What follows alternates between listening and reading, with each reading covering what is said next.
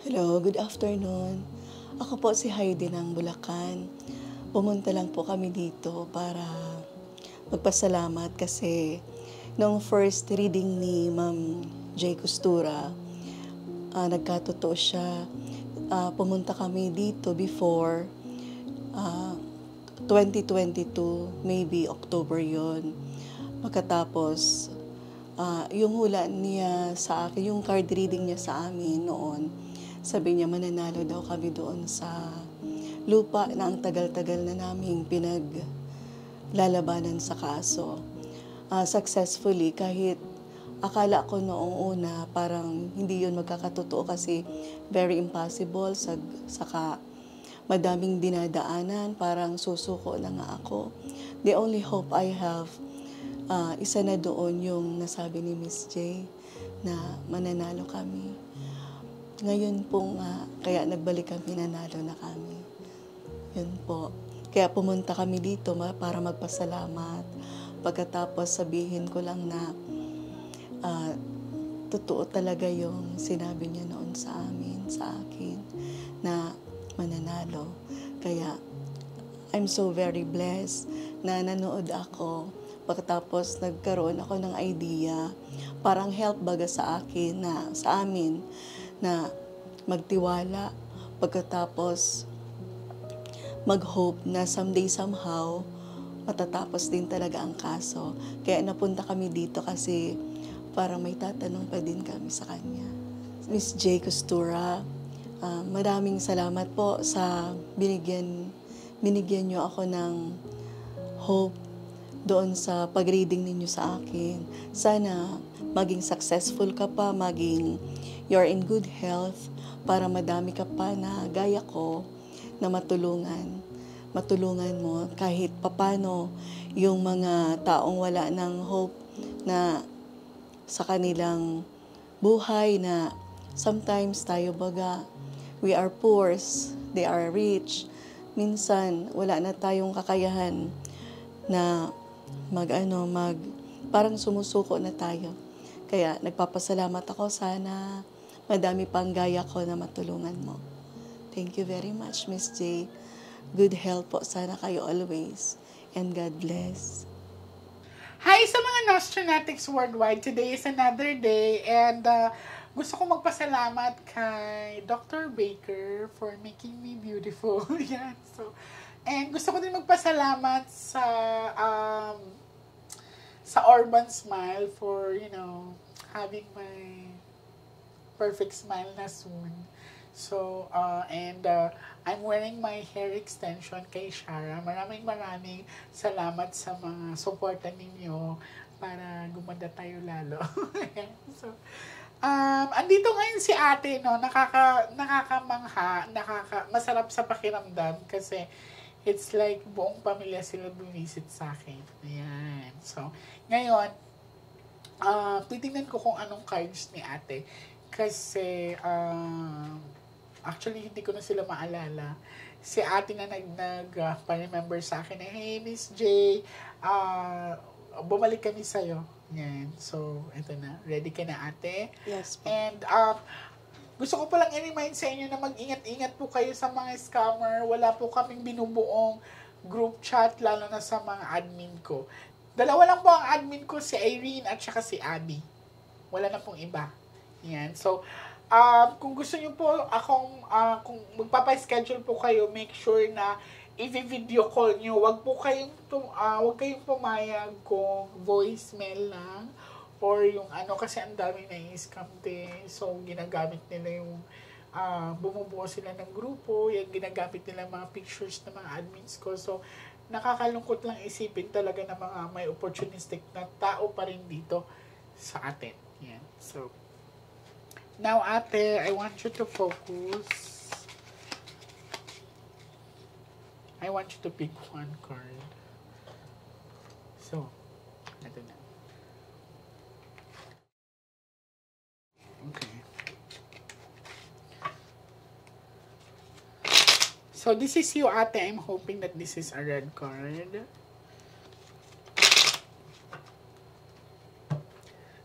Cut the cards into 3, ate. Okay, just take your time. Huwag ka magmadali. Now, ate, kumuha ka ngayon ng 7 cards of total. Lagay mo dito. It's fine, it's fine. Okay na yan. Naayos naman siya. Huwag ka magmadali. Take your time.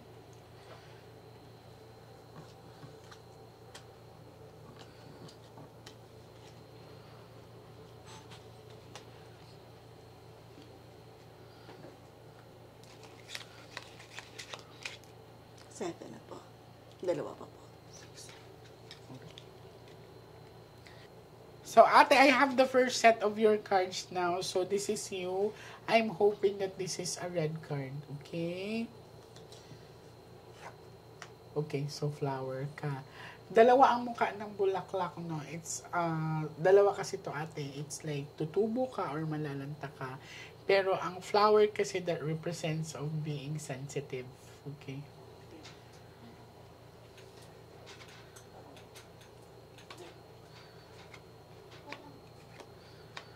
Money.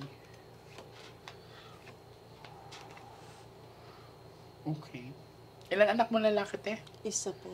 Nasaan siya ngayon? Ikaw. So, ilan taong ka na? 22. Okay, so titingnan natin, ha? Kasi sa pinakita sa akin dito, may a little warning ka, darling. Kasi this one is a dark one.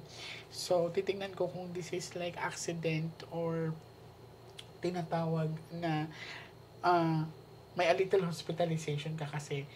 Pero titingnan ko mamaya yung yung cards mo. Kasi ang pinapakita sa akin, parang kailangan mo siya ipa-check kasi ang nararamdaman ko sa kanya according sa cards is more on the lower part sa bandang tiyan niya. Baka prone siya sa mga gallstones, mga ganyan. So, titingnan ko mamaya. Baka malakas ka mag-soft drinks. Gaano kadami ang naiinom mo? Dalawa. Alam mo, I feel you. Kasi ako naoperahan ako dati sa gallstones ko. Kasi nakakaubos po ako ng 1 litro kada kain. Dito din po ako lumobo. Kasi ang sarap kasi talaga ng soft drinks. Tapos minsan may time pa po ako na nagpa-drive-thru ako kahit soft drinks lang yung binibili ko. Kasi parang iba yung lasa ng soft drinks sa mga fast food chain. Sobrang, basta. So, yan ang nakikita ko sa kanya. You have to be ready. Pero titignan ko mamaya sa cards mo. Wala mo siyang iniinda, medyo may sakit sa tiyan niya or like, kung na-diagnose na ba siya before? Last, siguro po 4 months or 5. Siya, parang sumakit yung lower part ng stomach niya po. Okay. O sa side. Pagkatapos, pinapunta ko po siya sa clinic. Pagkatapos, parang na-check siya, pero hindi niya nahintay. Ganun po ang nangyari. Hindi mo na inantay yung result. Why? Kasi nawala na daw yung sakit. Parang ako na busy na din, di ko na po na Kukurating kita sa singit eh. Importante yan eh. So, hindi mo na ba mababalikan yung hospital or yung clinic na pinag-anuhan mo? Pwede pa naman po. Try mo. It's better na makita mo yung result, ha? So, again, titingnan ko ha kasi may hospitalization ka talaga dito. Mamaya. So, ilan anak mong babae, te? 2 po. Okay, so, this one, tingnan mo ang difference, ha? Darling, kasi itim ka dito, tapos itong queen is red. No? So, this is a representation na sa kanila, okay yung health nila. Tapos, meron kang anak dito na babae na hatak agad sa ibang bansa. So, dapat nakikita ko na she has this opportunity to work and travel abroad. Tapos, sana nasa medical field din to. Pero I can see na maganda ang future ng babae mo. Sa kanya, hindi pa pinakita sa akin yung sa anak mong lalaki, pero hinighlight sa akin yung hospitalization niya. Baka kasi mag-undergo to ng operation eh.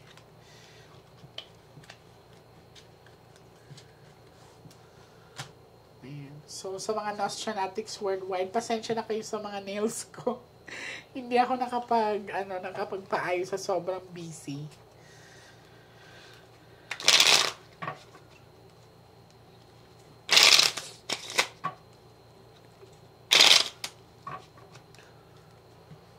Cut the cards into 3.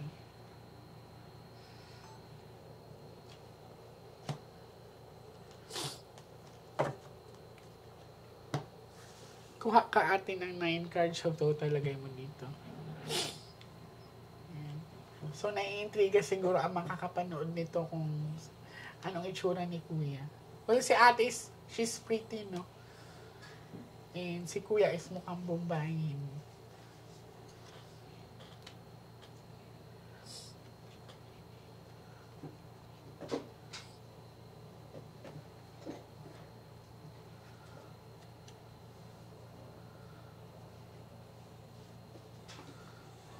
Saan yung partner mo ngayon, Tay? Tingnan natin.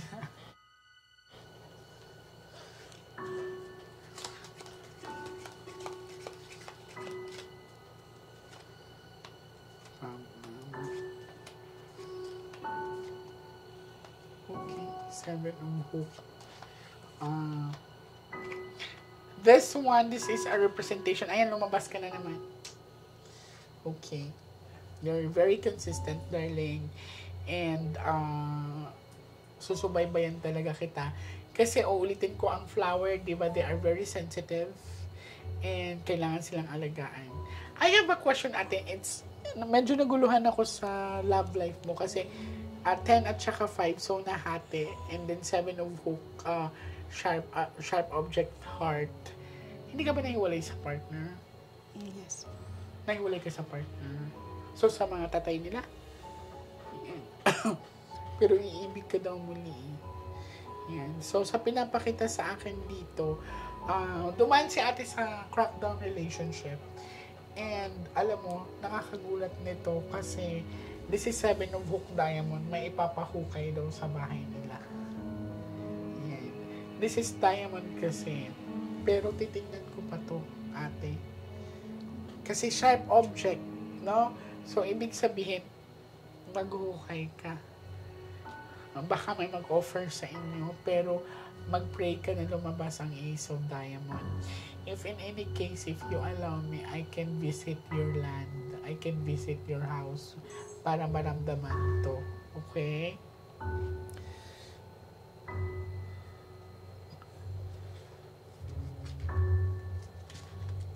So, ang negative sa nakita ko kay ate ngayon, medyo warning sign sa anak niyang guy, and another is yung crackdown relationship niya before. So, last set of the cards. Mag-pray ka na lumabas ang Ace of Diamond or Ace of Flower. Kasi may pinakita sa akin siyang paghuhukay, that 7 of hook diamond.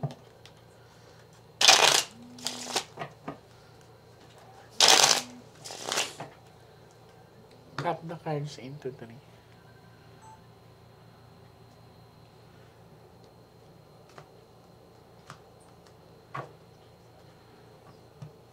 Kuha ka po, tita, ng last 12 cards of total, lagay mo dito.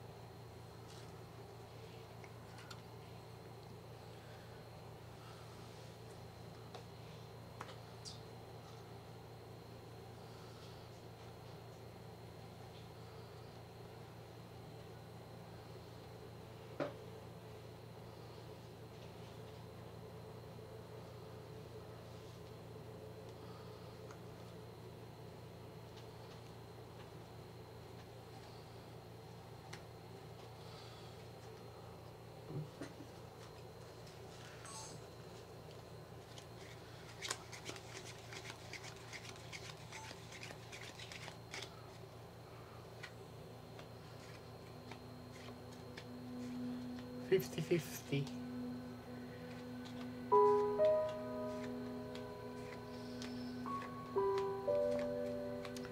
Okay. This is 4 bucks of diamond. Pero hindi pa talaga tayo sure kung may nakabaon sa bahay ninyo. Pero blessing kung blessing, there is. Kumbaga, mabilis ang pasok ng biyaya. Ayan. And sa pinapakita sa akin, 50-50 chances to mother. If you allow me, pababalikin kita dito ng 2 weeks to 1 month. Titignan natin. May papagawa ko sa'yo, off-cam. Ha? Para makasigurado tayo. So, sa pinakita sa akin dito, there's something in the house na I need to discover. Kasi kanina, 7 of hooked diamond, and this one is 4 bucks of diamond. So, I wanted to make sure, kasi parang may bantay sa bahay nila sa pinapakita sa akin, and this one is a guy na aura ng lalaki ang pinapakita sa akin. But this is not a spirit. This one is elemental, I guess. Pero malalaman ko kasi yan pag personal ako nakapunta. Pero since na medyo malayo-layo sila ate, pero gagawan po namin ng paraan to. Yan. So ate, I'm very very happy to see your cards na magaan. So kung may warning sign man, mabilis po natin siyang magawa ng paraan. So may nag-offer na ba sa bahay ninyo na parang maghukay? Or may kumausap na ba sa inyo? Noon po, parang gusto nilang, parang i-rent nila. Parang ganon. Ay, di ko naman po naparent kasi needed ko man po yung, kasi bahay. Okay. Pakatapos po, may nagbigay lang ng mga pamphlets. I see. Pero anong na-feel mo doon sa area? Sabi ko, kung meron, wala. Itatanong ko na lang po kasi ikaw naman nakasagot noon po. I see. Kasi ito 50-50 kasi tayo ate. 50-50 chances kung may laman. No? Pero ayan nga, sisiguraduhin ko to kasi it's such a blessings naman to have this. Mabilis to ang pasok ng pera sa area ninyo. Yun. Okay? So wag ka mag-alala, walang bad luck card, walang buhay na masasayang or something like Pero ang taas ng chances na meron kayong kasama doon sa bahay ninyo. Okay? And that's elemental, hindi siya spirit. Magtatanong sana ako, Miss J, kung Sige. ano po ba, parang yung buhay ko po ba, wala pa naman Ay, wala ate, wala. Kasi hindi lumabas yung bad luck card. So, stop overthinking. Yan. So, mahaba pa ate. Ang flower, kasi matatakot ako ate kasi di ba flower ka. So, dalawang ibig kasi sabihin ng bulaklak na it's either tutubo siya or malalanta siya. Pag lumabas ang bad luck card, it simply means that medyo may karamdaman or hindi maganda ang ipapakita. But so far, so good. Your card is very nice. So, huwag ka mag-overthink. Okay? So, titignan natin kung kailan ka makakabalik dito. Pag once na makabalik ka, may papagawa ako sa'yo. Okay? So, maraming salamat sa iyo, ate. And thank you sa mga Nostranatics worldwide sa palagi niyong pagsuporta sa akin. So, you can comment in this video kung ano pa ang gusto niyo ipagawa sa akin.